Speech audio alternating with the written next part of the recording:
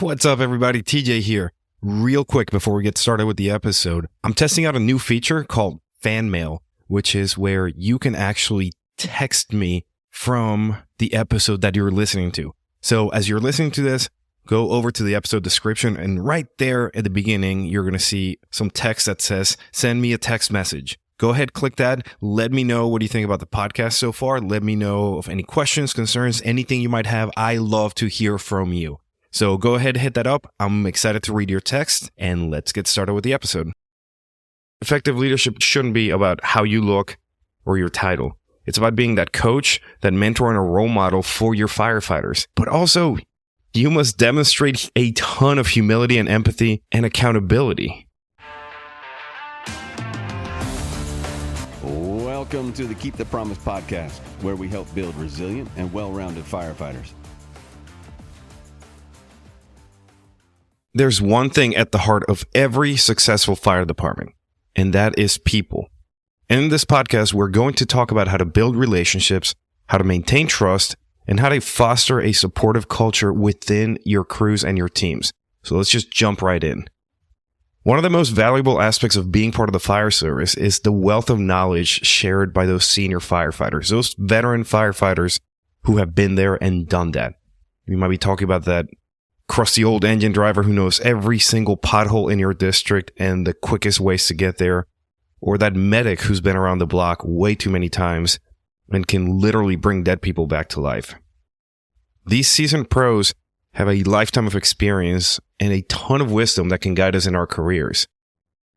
To this day, I still remember a bunch of conversations I had with my very first captain, and I was just amazed because the dude had so much to share, but also did it in such a way that it opened my eyes that you could be a mentor without being that toxic asshole that we're all used to when we deal with some of these more senior firemen. And it's important to realize that toxicity is so bad for the harmony of the team, but it also undermines that foundation of trust, that very foundation of respect that we need within the fire service.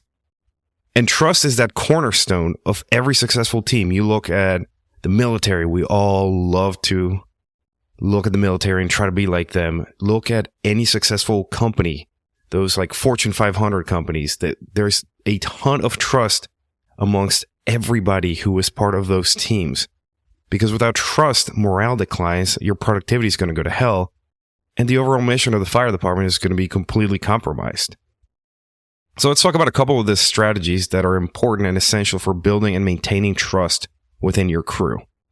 Let's start with clear expectations. If I don't know what's expected of me, how the fuck can I do it? So it's important to set those clear standards and define and communicate clear expectations for performance and for behavior. Everybody should know what's expected of them and what they can expect from their leaders. Like I said, if I don't know what's expected of me, you can't come after me and say, you didn't do it. Because, hey, it wasn't communicated in the first place. So it's important to set those clear standards for everybody. It's also key to hold leaders to their highest standards, because that's what they are. They must exemplify the standards that they themselves set. And this sort of consistency is going to build credibility and trust. We've seen those lieutenants or captains or chiefs or whomever, you fill in the blank, because I'm sure you have these people in your mind. Those people who pretty much embody the saying, rules for thee, not for me. All right, moving right along. Consistency and fairness. Treat everybody fairly, and I know you're going to roll your eyes because, oh my God, kinder, gentler fire department. I don't mean that kind of stuff. I mean, be consistent. Fairness means consistency. Otherwise, if you treat certain people a certain way and others differently, and they're all within your team, you're going to have to deal with a lot of resentment and, again, that undermining of trust. And I love this one, that open door policy. Every officer likes to say that, but live it. Encourage that open communication so that people feel safe coming to you and voicing their concerns without fear of retaliation. If you're saying I have an open door policy just because it's a buzzword, just save it. We can all see it. If you really have that open door policy, live it. It's going to suck, but it's going to do wonders for your team. Next, let's talk about mentorship and development. We love to eat our young, but it is so important to mentor that next generation and to develop those formal or informal mentoring programs to help new firefighters integrate into the crew, into the fire department, and to grow professionally. It doesn't have to be some workbook that you sit there and you check every box, because we know how much we hate that. It could be something as simple as, hey, new guy, I'm pairing you with the guy who's got 3 years on, because now both of them are getting experience. The guy with 3 years is going to have experience mentoring this new guy, and this new guy is going to have a lot clearer line of communication with somebody who understands what he's going through versus pairing him with somebody who's been around for 20, 30 years, because that 20, 30 year veteran is not going to be able to relate as much. And look, this next one, again, going to cause some people to roll their eyes, but emphasize that work-life balance. I get it. We want to be all in. We want to be awesome at this. We want to love on the fire service and do everything that's amazing. But if there's nothing at home, if the firefighters go home from the firehouse to an absolute hellhole of a personal life, they're not going to be useful. And this one goes for those people who I remember coming in, they were like, you as the new guy must do trades with all the senior guys so that they can have holidays off. Nah, man. If it's your Kelly day, if you have leave that day, fucking take it. Fight me about it. It's important to support your team's well-being by promoting that balance between work and life. Because burning out that kid with 3 months in just because he only has that little bit amount of time is going to do nothing for his career in the long run. Listen, we signed up for shift work. We know sometimes we're going to have to work shitty holiday schedule. Don't just offload it on the new guy because he's new. That is the epitome of eating our young. So now let's talk about leadership and accountability. And we know that effective leadership goes beyond just managing tasks and beyond wearing that colored helmet or whatever helmet you wear. It could be red or white. It doesn't matter. It goes well beyond that. It shouldn't be about how you look or your title. It's about being that coach, that mentor, and a role model for your firefighters. But also, you must demonstrate a ton of humility and empathy and accountability, not to mention technical competency. Look, a leader has to be humble enough to know what his or her limitations are. Empathy to deal with the people that we have to deal with out in the field, but also with his or her people. Accountability, ooh, that's a good one. That stands on its own.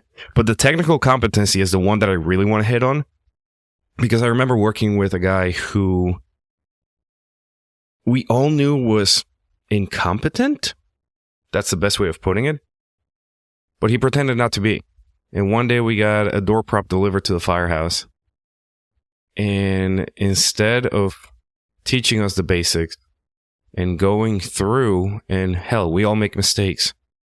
Instead of going through and making the mistakes, I remember he ran to the office to watch the YouTube videos on how to force that particular prop. Like, what's the point of knowing how to force a prop? Ultimately, you're going to have to force a real life door. So why not apply those basic techniques onto the prop and, work through it with the crew? And then at the end of the day, realize, yes, this is not going to directly translate one-to-one in the field, but we learned a couple things. Seeing that it was more about the optics of not appearing vulnerable in front of the crew, that really left a better taste in my mouth. And it's been many, many years, and I still remember it. So what are other things that, how can that leader, how can you as a both formal and informal leader embody humility, empathy, accountability, and technical proficiency? Coaching and feedback definitely come into play. And it's as simple as regularly letting your people know how they're doing with honest and constructive feedback. And also developing those leadership skills amongst all your folks. Go back to what I said about pairing the new guy with a not so new guy. That's something that my last captain did amazingly well. It wasn't just, hey, senior guy gets the rookie. No. We're going to push both the rookie to learn and the slightly seasoned firefighter to be able to teach, to start developing those skills. So how else can you embody these qualities of humility, empathy, and accountability?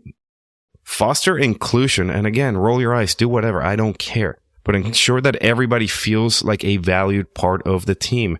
Remember, we go into life and death situations with these folks, and you shouldn't be making them feel like an outsider or like a piece of shit. There was a guy that I work with who tried to get my entire shift to freeze me out and not talk to me in the hopes that I would transfer. Didn't work. And that was a shitty thing to do.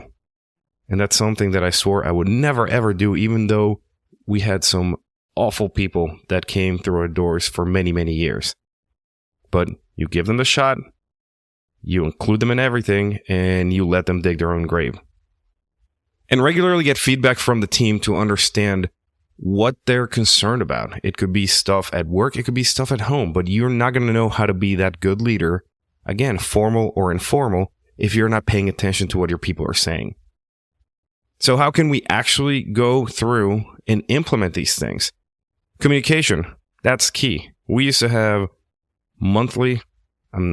daily, like every morning, the shift sat down for transition and we talked about what's coming down the pipe, what we had going on in our lives or for the rest of the day, and we did some training. And it was a way to discuss those ongoing issues, any sort of upcoming projects, and to open the door for really unfiltered dialogue. Also, another time to do it, the kitchen table at dinner, because we know nothing is sacred there and you can fix the world's problems at the kitchen table. Also, encourage your people to grow professionally. And that comes with training courses, with providing them opportunities for continuous learning and professional development, because that's going to keep them skilled and motivated, but also recognizing and rewarding them, right? They go out of town to do training. They took on a new project. They did something that's above and beyond. Recognize them. It's going to cost you nothing, and it's going to make them feel amazing. Look, the essence of a successful team within the fire department, of a crew, of a shift, whatever you want to call it, lies in its people. So by creating that culture of trust and respect and continuous development, you're going to make sure that your team is doing well, and you're also ensuring that better service to the community. The skills that we require to fight fires and go on EMS runs can be taught, but the ability to build and maintain a strong, supportive team really is what sets great firefighters and great fire departments apart from all the other mediocre ones. So continuing in this journey in the fire service, keep all these principles in the forefront of your actions. And to echo what Mark Van Appen from Fully Involved says, just remember the big four. Do your job, treat people right, give an all-out effort, and have an all-in attitude.